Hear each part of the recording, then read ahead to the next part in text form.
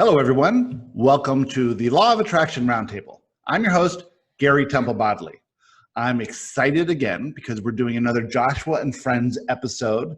There's so much fun, and I'm here again with Kimberly Late. Hi, Kimberly. Hi. Hi, everyone. Kimberly, as you probably know, channels the beings of the light, and this time, Joshua came through, right? Yeah. So, Ascended Master Yeshua, more commonly known as Jesus, but without the religious connotation. Right. And this is what we do on this special episode is each channel, Joshua, and in this case, Joshua, answers a question from someone in our community. This time it's Pernilla. And then you get to see both perspectives. And neither of us have seen the other's answers. You sent me yours yesterday, but I haven't looked at it yet. And I just sent you Joshua's answer. So it'll be fun to compare the two. And I did notice that they're both pretty long answers. So we're going to jump right into this pretty quickly. This subject today is about your parents. As adults, we have parents. And in this case, Pernilla's talking about her father. And she realizes her father's her greatest teacher. But she always gets bound up in emotion and fear whenever he comes over to visit or whenever they get together because, like a lot of parents are, they tend to be critical. And why are they being critical? And why can't they just accept us as we are? Well, that has to do with fear. So we're going to talk about that subject. My father is the same kind of thing for me. And I figured out how to deal with my dad, and it works out really good. So we'll talk about our parents. Are your parents still around, Kimberly? They are. Yes. How far away do they live from you? My mum lives about 6 hours away. My dad about a couple hours away. And how often do you see them? Not as much as I would like, but every few months maybe or more. Yeah. My dad, my mum a bit less because she does live a little bit further away. And what do they think about you as a channel? Oh, well, my mum finds it very interesting. My father actually is very supportive. He himself has had some experiences when he was younger. So, yeah, he's really into this kind of esoteric stuff. It's kind of funny because I'm more into the kind of esoteric knowledge of and mystery of ancient Egypt. And my father's more into the ancient Greek Hermetic stuff. And so it's kind of cool. I can see how he was my dad. I can see how I chose my family. My sister's the same. She's in the mix with all this. So, it's kind of, you can kind of see how we did choose our families. Absolutely. Yeah. Well, it was interesting. My brother and his wife became super born-again Christians.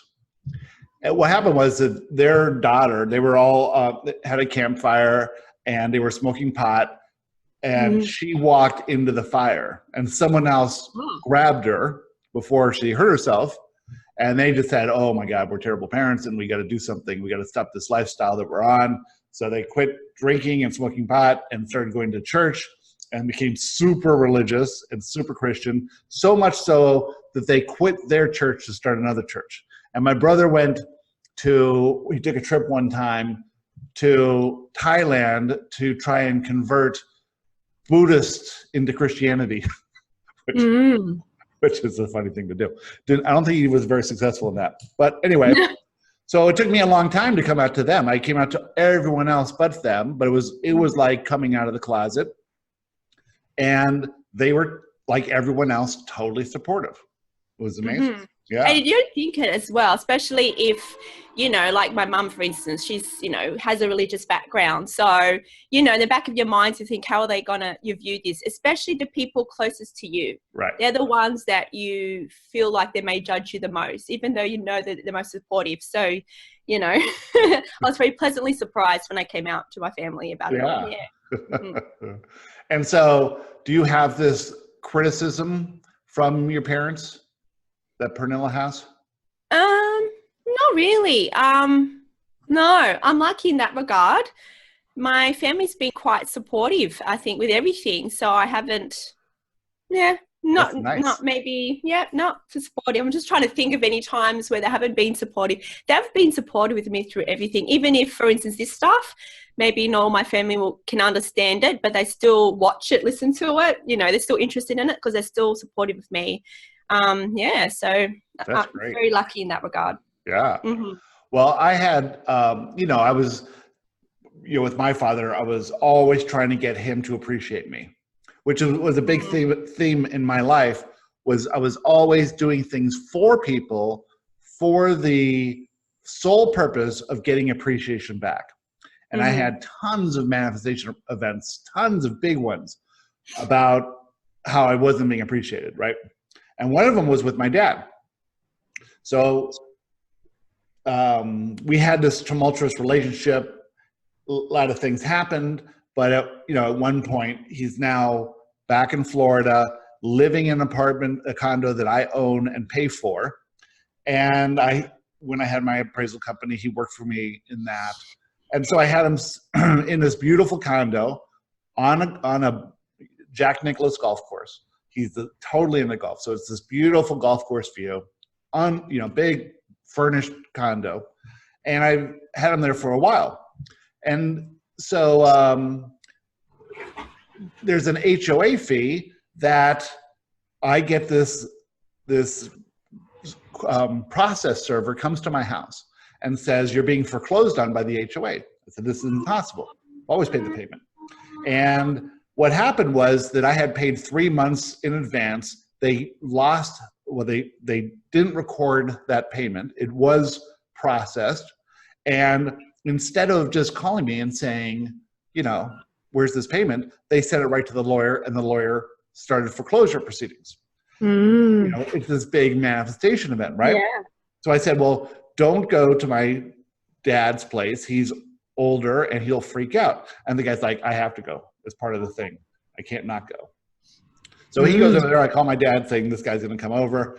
And then, I'm playing poker at the time. I'm renovating houses. I'm into Joshua. I'm doing a lot of things, but poker is this one thing that I'm really into it. And I'm actually making a living playing poker. So he sends me an email saying that I'm a degenerate gambler who doesn't pay my bills. Huge manifestation event. And I'm like, after all I've done, all of the stuff I've done, I'm not being appreciated by him. And I've told the story before, but I had this huge urge to kick him out of my condo, which I did not act on. Of course, when you fall into a lower emotional state of being, you start to attract urges to change the conditions, and you get these thoughts of how dare he, and I'll show him, and all this stuff, right? And I did send him back an email saying that this bill was paid, that it was a mistake, it'll be taken care of, and that I've spent over $100,000 so that you can live in this condo for free, over the time. So that's reacting to an urge to make him wrong, Yeah. But once that happened, I started looking at this from a different perspective, because I had been in Joshua a couple of years now. I've been, in following Abraham as well. I was versed in Law of Attraction. I was realizing what happened. Even though I was devastated by that email, I recognized it was a manifestation event. But I still acted on an urge to make him wrong. And, he apologized later, and it was all fine and everything. He's still living in that condo now.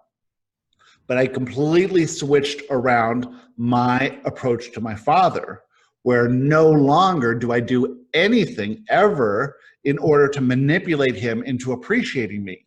I simply appreciate him and everything else and everyone else. Once I made that shift, I get nothing but appreciation back from him now. Nothing but support and appreciation.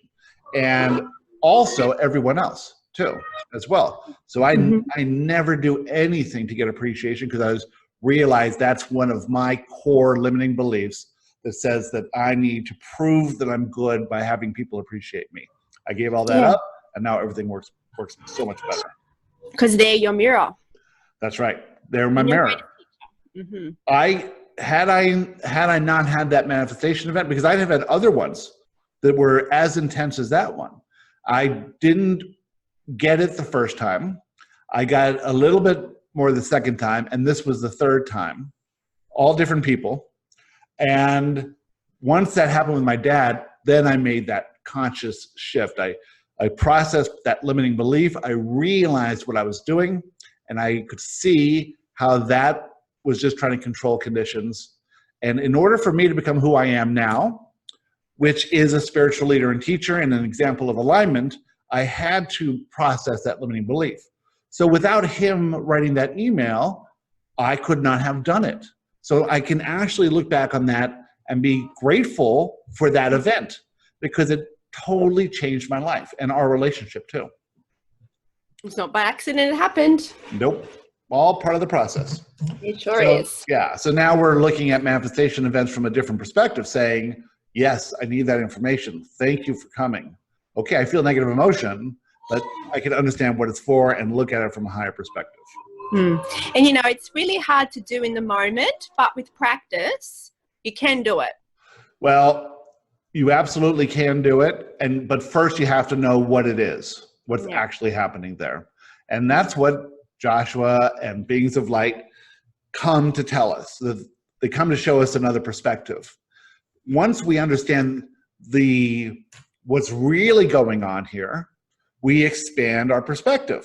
When we realize we choose our parents and choose the time and place of our birth and choose this trajectory to be sent on, and understand that we're here to explore who we are as an aspect of source, a path of self-discovery, that we're always receiving everything we need, that those manifestation events are part of abundance. You know, it's what we need. And we create situations, or situations are created that allow us to see our limiting beliefs so that we can move forward to becoming who we truly are. Yes. It's a perfect system.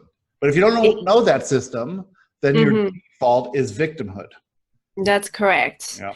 And, you know, with the process, with the teachings, you'll be in the moment, even if you may not know what your limiting belief is. If you can be in the moment, it's hard in the moment, but it can be done detached from it in the moment, and just appreciate this person. Know this person loves you so much. They're giving you this manifestation event, or the beings of light call as a test.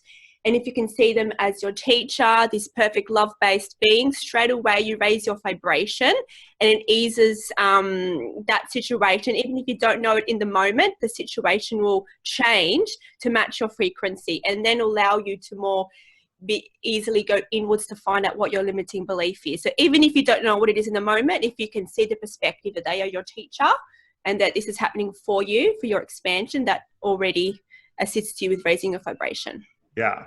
And I would say that the trick here is to understand that you're going to receive urges to change the condition.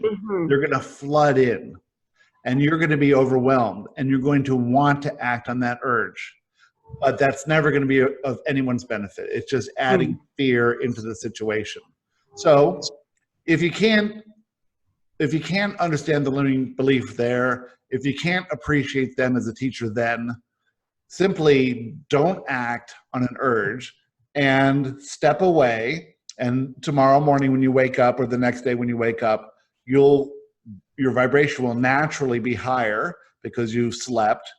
And then you can journal about it or do the work yourself. You got to write it down though at first.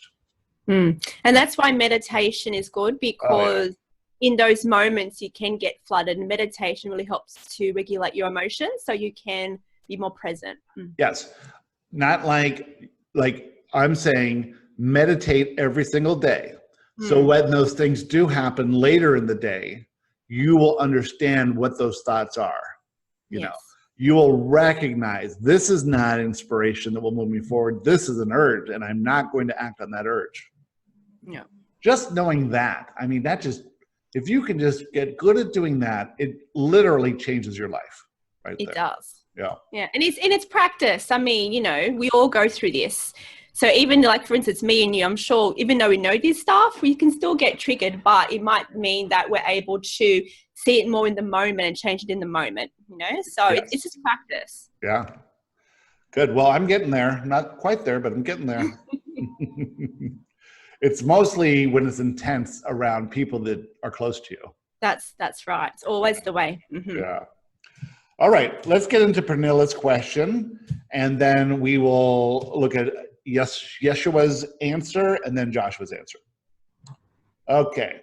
Dear Joshua and beings of the light, before I see my dad, it feels like one part of me goes into defense alert state, and I can watch how my body builds up stress the days before until the visit is over.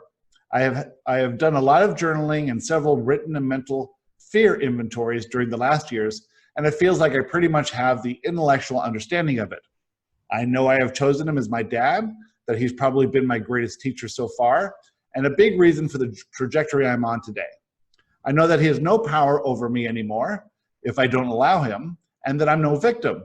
I know that one part of me still wants his approval and love, which is a false belief, and that I have to give that to myself instead. I know that what I truly fear is the negative emotions I will experience when he says something that I find hurtful. I know that if he should say something that I find hurtful, it's a manifestation event, that is, it's for me, and that I have the tools to deal with it. I know that it's very rare he says or does something hurtful these days. Instead, there have been signs of the opposite. And all the stress I have built up before has been totally wasted or unnecessary. Pernilla's in the boot camp. She's gone through the boot camp already. So she's gotten to see things from this different perspective already. She understands what's really happening and that he's a teacher. So that recognition and awareness alone makes such a big difference. Nevertheless, it feels like the survival instinct takes over each time I'm just able to witness what happens. I'm forced to go on the ride with the ego and the body at the same time as I am aware I'm the creator of it all, but not able to do so much different than the last time. So how do I take this intellectual knowledge to an emotional knowledge and get the body and the 5-year-old Pernilla inside me to understand that we can give up this war and skip the defense alert state when meeting my dad? I'm just so longing to be as authentic as possible and accepting both him and me when meeting him in the future. Love, Pernilla. Excellent. All right, let's see what the beings of light have to say. All right. D1, you are already deeply understanding the being that is you. You are already seeing the higher truths in your situation with your father. You are remembering more the perfect God being that you are. Your journey of awakening more of who you are has led you to this point in this time continuum. You are ready to go further inward. You are ready to embrace more of your true self. You are ready to see more that is beyond the veil, beyond the dream, beyond the illusion. You recognize that your father is your teacher. This recognition is occurring in your mind, but not yet in your heart. You want to move past this perceived issue and embrace your father fully for the perfect being that he is. My D1, you have fear in opening your heart fully in exploring the truth of your connection with him. You are afraid to fully open your heart because you still experience a sense of hurt, a sense of loss, a perceived loss of innocence when you were a child. All hurt, all pain, all suffering is all part of the illusion. And although it may feel very real, my D1, it is only an illusion. You feel it as real, as you are still existing in a state of consciousness where separation exists, where duality exists, where wrong and right exists. This is much more than you can conceive fully. Yeah, so we're in this illusion that we're separate. And we sort of feel, especially with people close to us, that we have to protect ourselves from harm. That's emotional pain is what that is. Mm-hmm. Yet the emotional pain is this sense of judgment that we say, you're wrong for not accepting me fully, that sort of thing. Or I'm wrong because you don't accept me fully.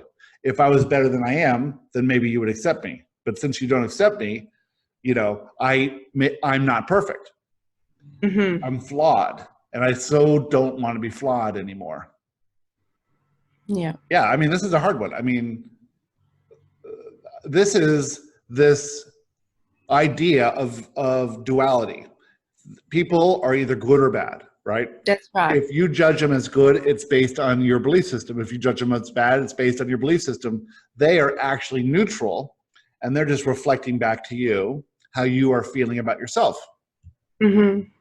And that's right. And, because of the state of consciousness we exist in, we do, we are moving as a collective more into oneness recognition in our conscious awareness, but obviously we still see separation that's still in our consciousness. So we're in a transitional period. And that's why, the most advanced of us are only here today in this time continuum. The most advanced beings came to Earth here because of this transition.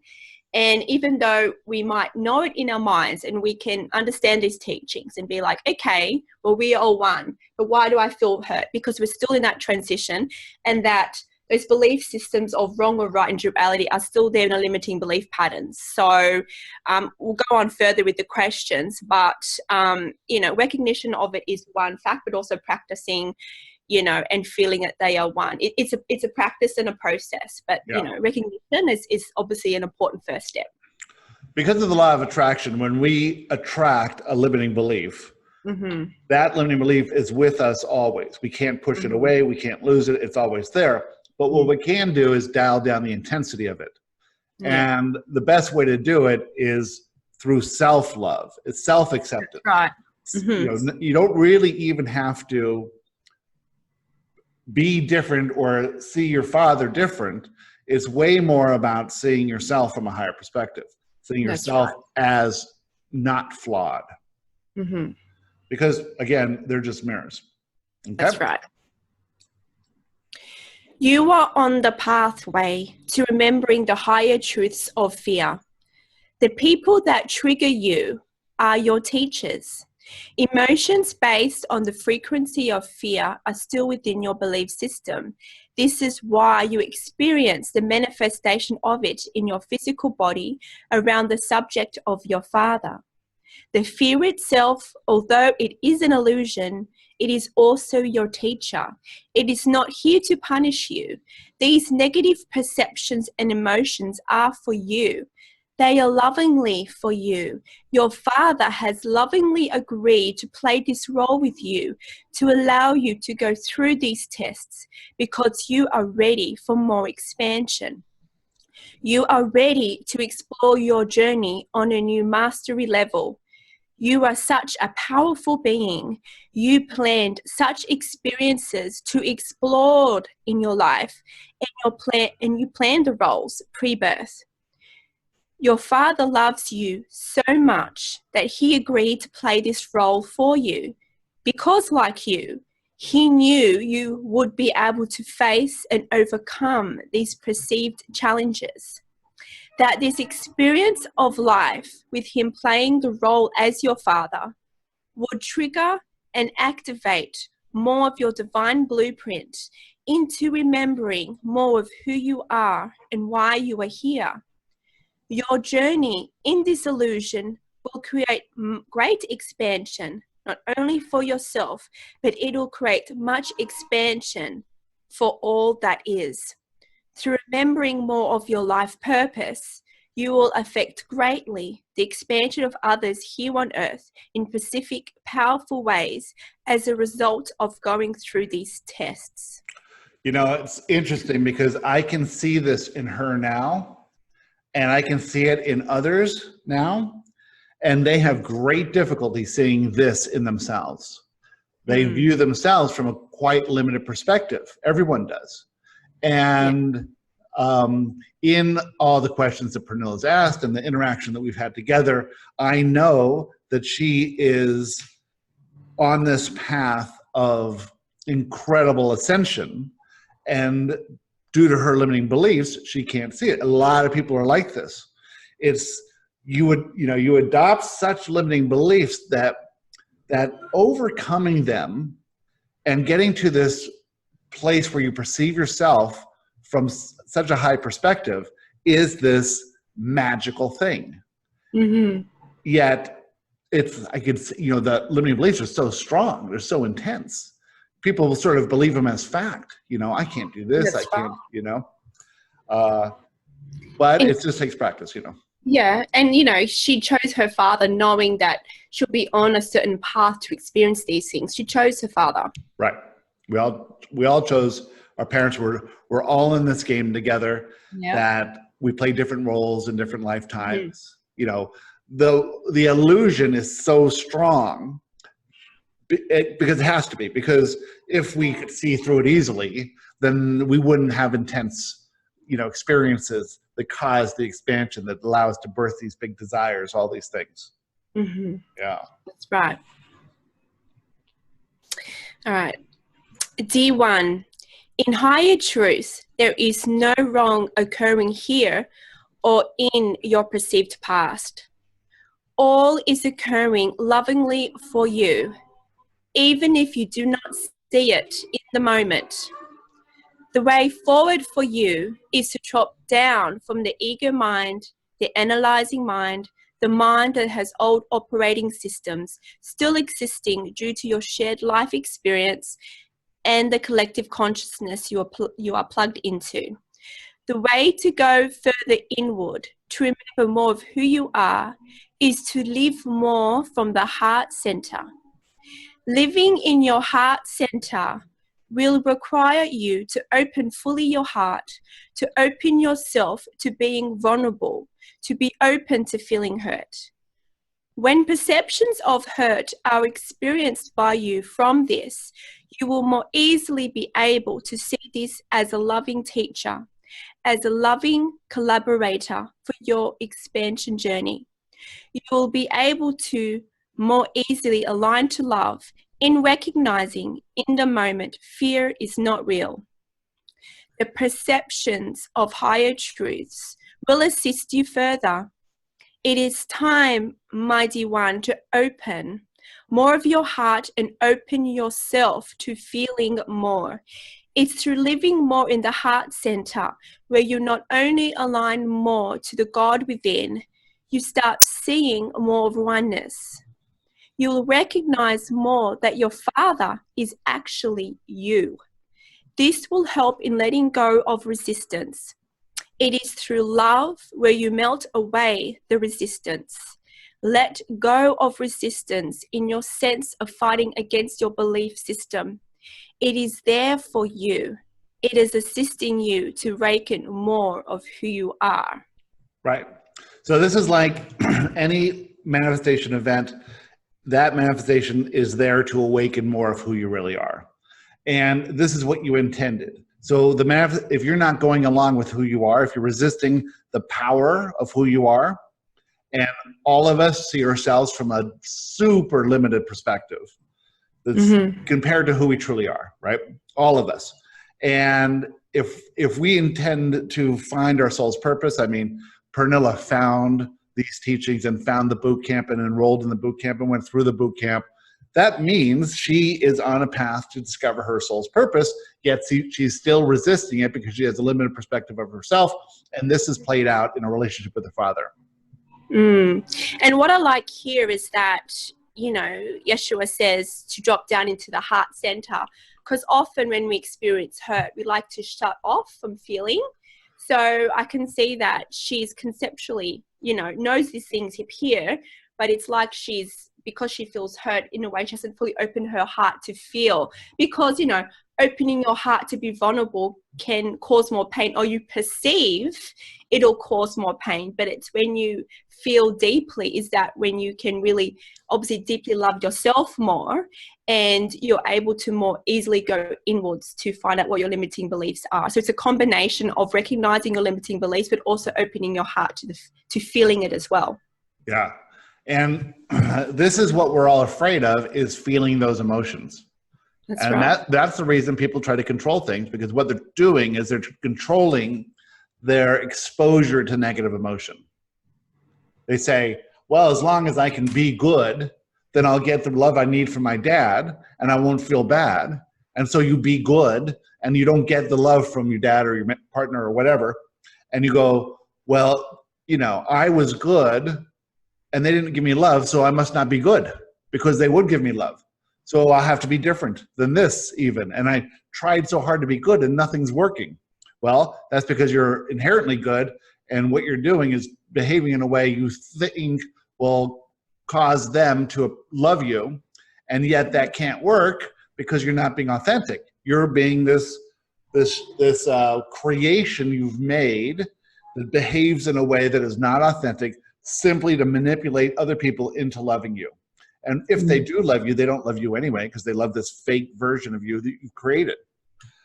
So now the alternative to that is to be who you really are and let the chips fall where they may. And guess what happens? If you be who you are and you simply appreciate and love them and don't care if they love you, they love you. It's totally counterintuitive. And when I stopped needing appreciation from my dad and just treated him as authentically as I am, he changed 180, 100%. Had I been doing this my whole life, we would have had this great relationship all those years. Yeah. Yep. And like with the heart center, it is a very powerful force. And when you're in like a manifestation event or going through a test, if you can, you know, the acceptance, of course, is a vibration of love. So if you can accept what is occurring in the moment, if you can even love that person, see this person as your teacher, because of that frequency of love and opening your heart to what is occurring, you know, you automatically raise your vibration and you can see a higher perspective. And sometimes you can see a limiting belief in the moment as well. So many of the times we tend to live from the mind and we want to control our situation. And by going through this teaching, sometimes, you know, we do understand this conceptually, but we're still sometimes afraid to fully be vulnerable. Right. Because if we're vulnerable, we don't have a sense of security, because if we can control our life, you know, we feel more secure, but it's actually the opposite. If we can be fully vulnerable, open our hearts, you allow more of the universe and, you know, to show you your path. Right. Reveal. So it's about trusting, which can be difficult at times, but that's why we're here. Well, plus we've been programmed to be invulnerable, right, you know, and protective and victims and all that. Another thing that is helpful here is to realize generally when these people are saying things that you find hurtful, they're responding to their own urges out of fear as well. What is happening is their limiting beliefs are being triggered by something you're doing or saying or living or whatever. And so they don't like that feeling. They have no tools to deal with it. They don't know what a limiting belief is, and they don't know why they're receiving these urges to change the conditions. And they're just acting on these urges out of fear. If you can see that in the moment, then you can give them a pass, because all they are is, you know, what's happening is they care so much about you. They want you to be safe, and they perceive that you're not safe. So this brings up fear for them. And so they receive an urge to change the condition in order to feel safe. And so they blurt out this thing they say that comes from fear and not love. It's not them. It's just a survival instinct mechanism. Cool. I noticed you spelled center wrong here in heart center. Oh, yes. And recognize. Yes. You have some typos. You got to clean that up, Kimberly. Yes, no. In Australia, we go by the English spelling, not the American. So if you do see a lot of writing from Australia, you recognize some things are spelled differently. I'm just teasing you. I was born in South Africa. I have English family like crazy. So we tease them about their English language. Yeah. Do you have a lift in your apartment? We do. That's it. Not an elevator. Okay, good. Yeah. All right. What do you feel when you think of that 5-year-old girl? What do you see when you look at her? Envision this girl. Open your heart to feel all that emerges in this moment. Now love her. Now forgive her for not knowing the higher truths of the situation. See this 5-year-old now smile back lovingly to you as she now recognizes all is perfect. Now envision your father. Now love him. Love him for all that he is and for all the soul expanding activations that he has given you. Forgive him, for he is lovingly playing his part in your life for a higher reason. In higher truth, there is nothing to forgive. However, as there is still alignment to fear, there is still alignment to forgiveness. Forgiveness is the vibration of love, and it is a powerful tool in raising your frequency to one of love. If you are finding it challenging to love, then practice acceptance, practice compassion. They are all frequencies of love. Love is who you truly are. Love is who your father truly is. Love is who your 5-year-old self is. I got chills in that one. Yep. I want to go on to the last paragraph. Okay. We recommend you on your courage in exploring your pre-chosen life that you set for yourself with others. You are perfect and your journey is perfect. All players in your life are perfect. It is about changing your perspective to that of love and oneness. It is about feeling it fully in order for you to move it from fear to love. You are ready. You are already healed, complete, and the powerful being that you seek. It is your journey here to remember it for yourself. Know that we love you. We are the loving presence around you. We will always be around you, for we are you. You are source and we are one. It is with much love and honor that we come forth for you. You are loved as you are loved. Ascended Master Yeshua. That last, well, this whole thing, but especially that last paragraph could have been written by Joshua. So one thing Joshua says is that we're all perfect as we are now. We have everything we need now. We don't need to get better in order to do what we are inspired to do now. We have everything we need. We can't get better because you can't improve perfection. We can expand through experience, but we're not going to ever be better than we are now or before. When we were born, we were perfect. When we're one, we're perfect. Two, we're perfect. We're perfect as we are. The goal or the idea here is to realize that now. That there is, don't wait for yourself to get better because that you can't get any better. You have everything you need. The idea is to recognize that now. Also, everyone else is perfect too. Now, I don't see a lot of people saying that everyone's perfect, but if you take that perspective that everyone is perfect, that improvement's impossible, that you can accept yourself now and accept them now, and you don't need them to be different than they are for you to be happy, you just rewrite your entire programming right there. Right. And you know, why we are here, it is to remember who we truly are. You know, we call this ascension, enlightenment, the Great Awakening. What it is actually a remembering of who we are. So it's actually not obtaining some knowledge. It is actually just going further inwards. And that allows us to remember more of who we are.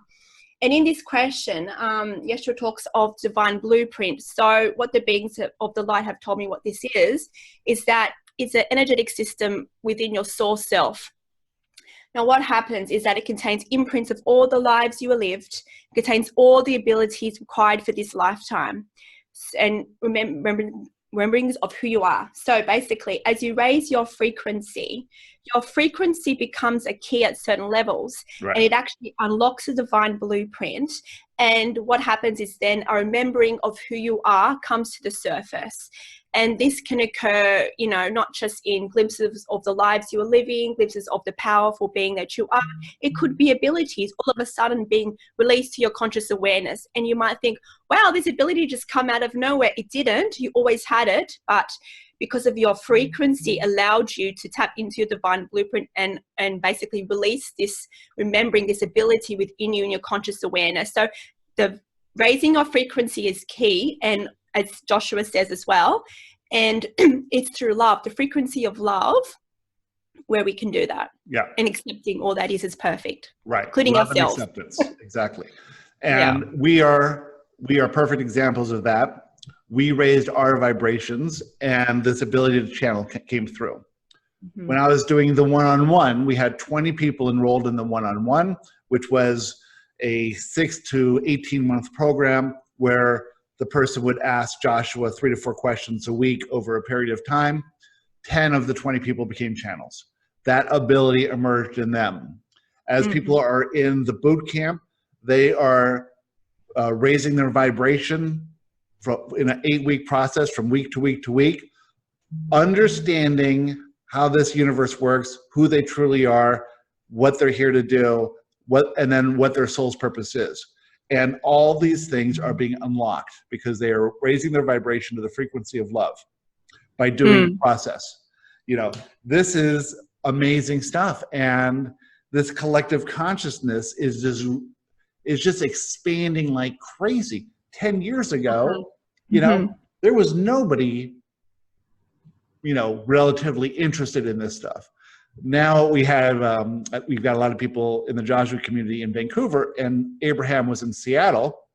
There was 600 people there. I remember going to Abraham's when there was 100 people, you know, it's booming. The different groups on Facebook about Law of Attraction, our podcast, all these things are booming. More and more people are flooding to it somehow because this collective consciousness, not just in America, because America was always on the leading edge of this. And I remember my first Abraham event in like 2012 or 11, so 8 or so years ago. There was one person from England there. She was young and she worked for MI6 in the Secret Service. Oh, and she wow. said, I could never tell anyone about this. Everyone would think I'm nuts. It's so pessimistic in England. And now half the people that join the Friends of Joshua Facebook group are in England. It's amazing how it's happening. And Pernilla is in Sweden, and Astrid's in Norway, and Sari's in Finland, and there's people all over Western Europe. Audrey is translating all of this into French. She lives in Canada, but her group is all French. And that group is just growing like crazy. And they're just totally devouring this stuff. So and obviously Australia, some South Africa, some Saudi Arabia, tons of Saudi Arabia. Saudi Arabia is number 6 on the countries that are listening to this podcast.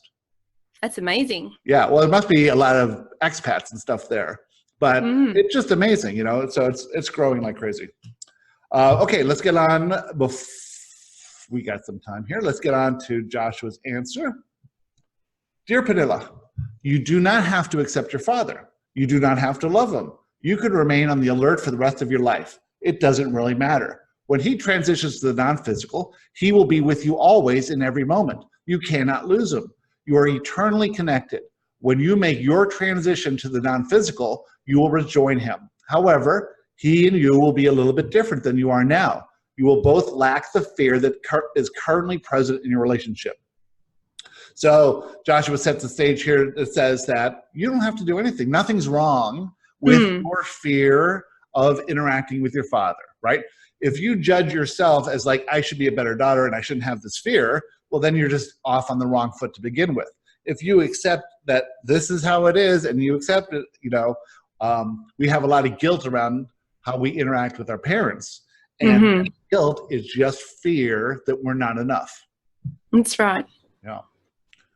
When he looks at you, he feels fear. He fears that you are not living up to your potential, right? Because He knows things from that perspective, right? Yeah. Pernilla is this great and powerful person, and he sees her and he has this fear that she's not living up to this. He feels that you are not happy in his presence. He feels fear for the mistakes he perceived he has made in the past. He worries about the future. He has all the fears every father has. He has not processed the limiting beliefs that lie beneath the fear. He has not done the work. Certainly, he sees you and the father-daughter relationship from a higher perspective now, and so it is better, but he still feels fear. And everyone feels fear. Everyone who, even those of us who are doing the work still feel fear from time to time, but certainly those who are living in the old approach to life, because they love you, they want you to be happy and they want you to do well. And if you do well, it alleviates their fear because they're focused on you. And if you do whatever that activates their limiting beliefs, they're going to feel fear and they're going to act on urges to change you. Let's see. The fear shows up as negative emotion for him. It does not feel good. He perceives that you are the cause of his fear and negative emotion.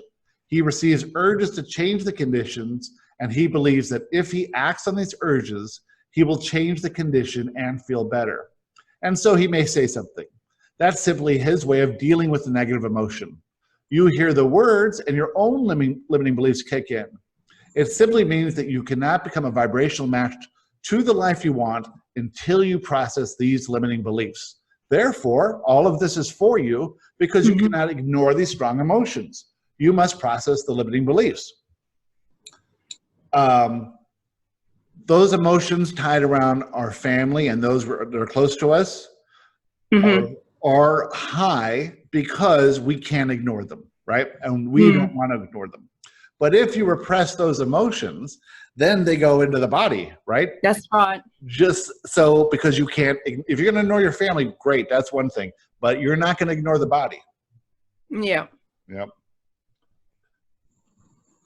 You have done the work to reduce the intensity of the limiting beliefs around your relationship with your father. This is the reason he doesn't say as much any bad stuff anymore.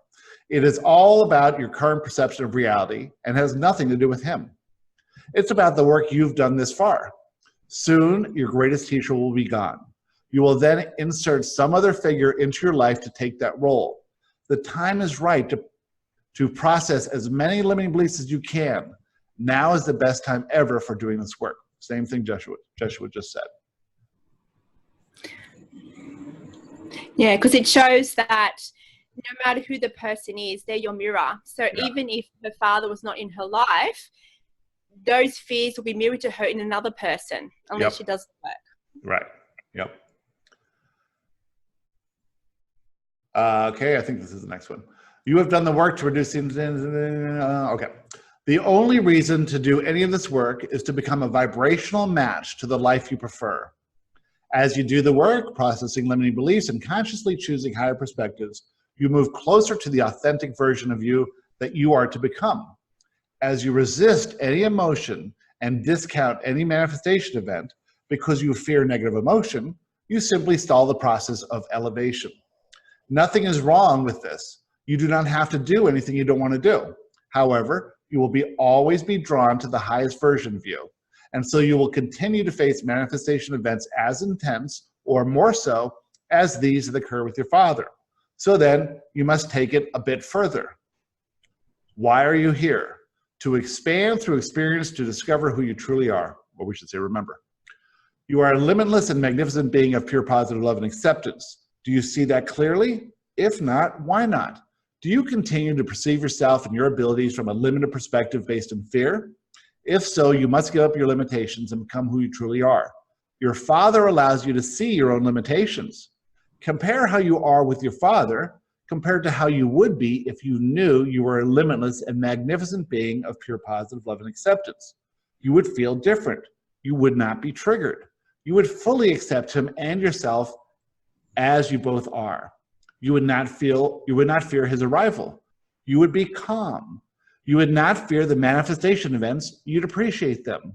All your dad is doing is making you aware of the difference between who you are being and who you really are. It is time to step into the magnificence of Pernilla. It is time to live it, be it, trust it, and allow it. It is time for you to stop hiding and come forth as your authentic self. It is time to thank your dad for being the wonderful teacher he has been. Without him, you would never have found your way to these teachings and to the wonderful life you are living now. You will see that when he transitions to the not physical. You might as well believe it fully now and give him a big hug. With our love, we are Joshua. And I love that, how Joshua was saying, you know, it's time repeatedly. Yeah. And you were saying you're ready repeatedly. Right. So kind of, I like that little correlation there. But it is all these perceived challenges that we have, whether it's with relationships, whether it's with health, it's to allow us to go further inwards to reveal our life purpose to us. So, you know, he's playing this role for her. So it might be hard in the moment, but appreciate and accept and be grateful that he is playing this role for you so you can remember why you were here. Yeah. So what I liked on this last one too was that he allows you to see the difference between who you truly are and how you're perceiving yourself now. So if you think of yourself, who you truly are, who we all truly are limitless and magnificent beings of pure positive love and acceptance.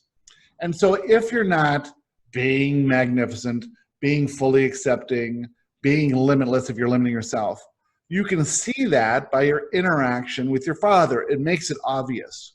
And I use that as a tool now. I say, if I was who I truly am, how would I face this situation? And the answer is always, you wouldn't fear it. There'd be no fear in there. You wouldn't take that fear seriously. You'd be way more magnificent and far less limited. And so, you know, family, your body, health issues, but also, you know, abundance and money. Money is a great teacher too.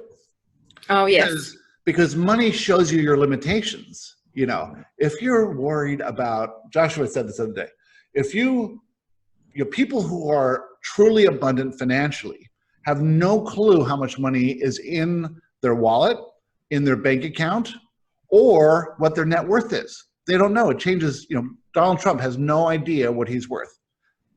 Truly abundant people don't pay attention to those things because they realize that abundance is just a flow. It's coming in and out. You know, one day you're rich, the next day you're poor. If you ever want to see a good example of this, the movie 6 Degrees of Separation with Will Smith.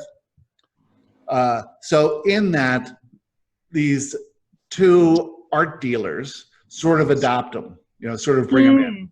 And you could, you know, they're wealthy New York art dealers, yet they're going from feast to famine to feast to famine, back and forth. And this is how it is with truly abundant people. It's not this stream of dependable income coming in. It's these huge chunks that come in and go out quickly, you know, that whole thing. But how you feel about, you know, where the rent's going or how much money is in your wallet or how much money is in your bank account shows you how you're being compared to who you truly are. And the more you are stepping out of your comfort zone to be this limitless, magnificent version of you, in a humble way, by the way, not in a boastful, I'm so great way, from the heart. Yeah, from the heart. This true, you know, being of service, doing what you are inspired to do in service, that idea, not to make yourself look good or be loved or whatever. Then, you know, then you can say, okay, well, why am I fearing this? We have an event coming up that we haven't announced yet, so I'll announce it now. So it's called the Autumn Abundance Retreat here at this house in Newton, North Carolina. So between 10 couples or singles, we'll be here in this house, and we reserve the entire bed and breakfast across the street. So we will have meditations, we'll have abundance workshops, we'll have Joshua live, and we'll do all the cooking here. I'll cook for everyone. We'll have games and stuff that we do. It's a lot of fun. So when I'm inspired by this idea, I'm like, oh, Jesus, we have to do it in September. And, you know, how are we going to arrange all this and who's going to come and blah, blah, blah. It's these same little fears. And so I'm like, well, if I'm a magnificent being of pure positive love and acceptance, what would I do then? I would just do it and know that I am going to vibrate at that level to attract those who are going to be having so much fun at this event, because, you know, it's going to be a lot of fun. So those sort of things, stepping out of your comfort zone to do what you're inspired to do. And that's right. And when you can do that, the universe will pay that in a way to allow you, to give you the abundance for you to further do your life purpose. So I've understood as well that if you can tap more into your life purpose, and as you do that more and more, that's when you'll get the abundance, because you're now on the flow of the universe. And because, you know, because of your pre-birth intentions, chose to explore a certain thing, so the universe, God, whoever you want to call it, will come and support you in all the ways to allow you to fulfill that life purpose. So whether that is with abundance or whatever it is, that will be provided for you to allow you to live that life purpose. And that's exactly how the system works. And what abundance is not money. Abundance is receiving anything you need and everything you need to do whatever you need to do when you need it. And if you're not doing anything, then abundance can't come. And if you're living small, abundance can't come, because it wouldn't make any sense, because you don't need things that you don't need, you know? And you say, well, how about these people who won the lottery? Well, that is their experience, possibly, of lack. And this is why there's a study done of people who won $1 million in the lottery. A huge portion of them, 80, 90%, had lost it all in 1 year. And so what that experience is not the experience of abundance. It's actually the experience of lack. Because if you have nothing and you're not making nothing, well, you're only experiencing lack on one level. Now imagine getting $1 million and then losing it. That feeling of lack will be 1,000-fold. And this is part of your experience of lack. So abundance, when you understand that abundance is getting what you need to do what you need to do, that just means do more. Yeah. Receive that inspiration and don't succumb to fear. Step out of your comfort zone and do whatever you're inspired to do. And don't worry about the money, because it will come. The money always comes. And if you live back in your life, it always has come. You're not living on the street. You're not homeless. You know, you've not gone without a meal. All the stuff has come when you needed it. And it will continue to. So there's no need to worry. And also exploring your life purpose. Like perhaps you're not in a frequency where you can, you know, reach that final step, or there is no final step, but the destination, I guess there is no destination. So if you feel guided to do, for instance, some art or something, it may not be in this moment, okay, having to paint. Maybe it's about just looking at artwork on the computer. That could be your first step. So you don't have to think about, oh, I don't have the conditions to take that full step. It can be little steps in between, and that will give you more insight about the path on which step to go. That is the most important part of this discussion about inspiration, because when we're inspired to do something, we tend to mentally use our imagination to take it all the way to the extreme. That's right. And we are not a vibrational match to the conclusion of this inspiration yet. We're only a match to that first step, and you have to take all the steps to the vibrational level where you'll be a match to that inspirational idea at its conclusion. So everything has to be, what step is in front of me right now? And what's the fear of me doing that one step? So the step was, the first step we had, let's make a poster and see what it looks like. And so we did the poster. And then the next step is to check with the bed and breakfast to see when they have a weekend available that we can rent the whole thing. And so we had 1 weekend we could do it. So we chose that weekend. And now we committed to that. And so now we'll start sending out the information, and it'll work out. And it always does. And it'll be fantastic. Everything we ever do is always fantastic. It is. All right. So this was another brilliant episode. We're getting tons of great feedback. Everyone loves your accent. Everyone loves you reading whoever you're channeling for the week. And and the way that you read it, everyone's totally into that too. The two of us are, you know, different in our formats because I'm very fast and you read nice and slow, and everyone can understand every single word you say, and no one can understand what I say. It's very interesting because I'm reading it out. I'm being conscious to read it out slowly, but generally, I don't know if I am just talking to you, but usually I talk very, very fast. So I do make the intention to slow my pace when I read the questions. That's right. It's great. Awesome. This is a lot of fun. Good. It is. So we'll get together again. We will. I'll send you another question, and next week we'll get together and we'll do another one of these, and we'll keep on our roll. We'll build that momentum. So, everyone, Kimberly, tell everyone how they can get in touch with you. All right. So all the information, just come over to the website at beingsofthelight.com. There you'll find links to YouTube, Patreon, also our social media communities. I invite you to join our Beings of the Light with Kimberley community, and we can engage in more conversations there. So it's all on the website. Excellent. All the links. And if you are not yet a member of the Friends of Joshua Facebook group, just go to Facebook and type in Friends of Joshua, and we will hook you up with that. This is the Law of Attraction Roundtable on iTunes, Podbean, everywhere podcasts are. But there's also the Joshua Live. Please follow this podcast. Please check out that one and follow that one. And if you have any questions for Kimberly or I, send them to, is it joshuaquestions@gmail.com? Let's see right here. Hold on.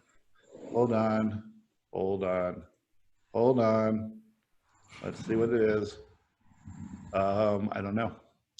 I think it's joshuaquestions@gmail.com, or you can just send it to the Joshua Teachings at Gmail. Either one, it's fine. We'll figure that out. I'll probably put a little link here if you want to ask questions. Sounds good. Yeah. Also, you can join Joshua Live on Mondays at 2 p.m. Eastern. Just go to the Facebook group. There'll be a link there. You can actually watch as Joshua comes forth and even ask a question. Until next week, thank you for being here, Kimberly. Well, thank you for having me. And I will see y'all later. Bye-bye. See you later.